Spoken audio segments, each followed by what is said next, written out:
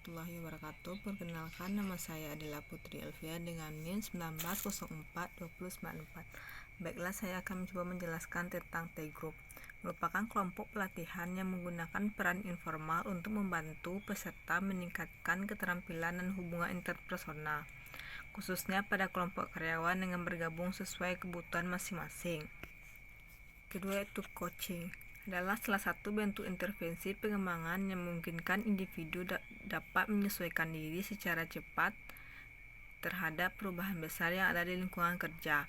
Coaching sering digunakan dalam pengelolaan organisasi, terutama untuk meningkatkan pembelajaran, pengembangan diri, dan kinerja pegawai.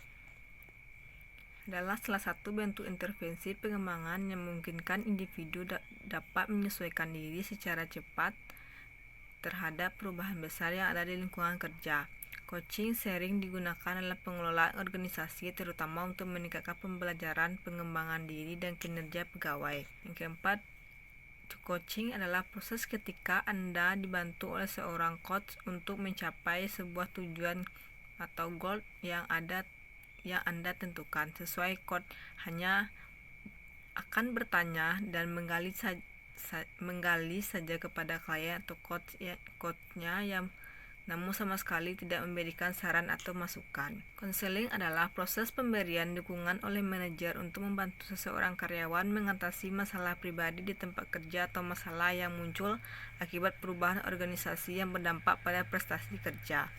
Hal-hal yang tidak membuat coaching tidak berjalan baik: yang pertama, tidak bisa menjelaskan masalah yang terjadi; yang kedua, tidak tahu apa yang diharapkan sebagai bagian dari perubahan; yang ketiga, tidak punya data yang memadai tentang kinerja saat ini; yang keempat, bias; yang kelima, tidak fleksibel, kehilangan kendali saat karyawan bela diri; yang ketujuh, kaku dan memaksa kehendak ketika ditanya contoh prestasi yang dituntut; kedelapan, tidak menggali alternatif dari karyawan; kesembilan, tidak mencatat masalah prestasi yang dihadapi; yang kesepuluh, tidak mampu membuat karyawan bertanggung jawab; yang kesebelas, gagal meminta peningkatan prestasi. Dan bukan coaching atau konseling, kemampuan memberikan umpan balik yang efektif memegang peranan penting dalam keberhasilannya. Yang pertama, itu memberikan umpan balik; yang kedua, umpan balik terburuk bersifat personal dan menilai; yang ketiga, umpan balik paling efektif bersifat objektif dan deskriptif. Pengembangan kepemimpinan dalam organisasi atau perusahaan merupakan usaha peningkatan kemampuan pemimpin yang dikhususkan untuk individu atau anggota tim terpilih agar kemampuan kepemimpinannya lebih berkembang dan meningkat. 4 cara diterapkan dalam pengembangan kepemimpinan. Yang pertama, tugaskan kepala SDM atau HRD untuk mengadakan program dengan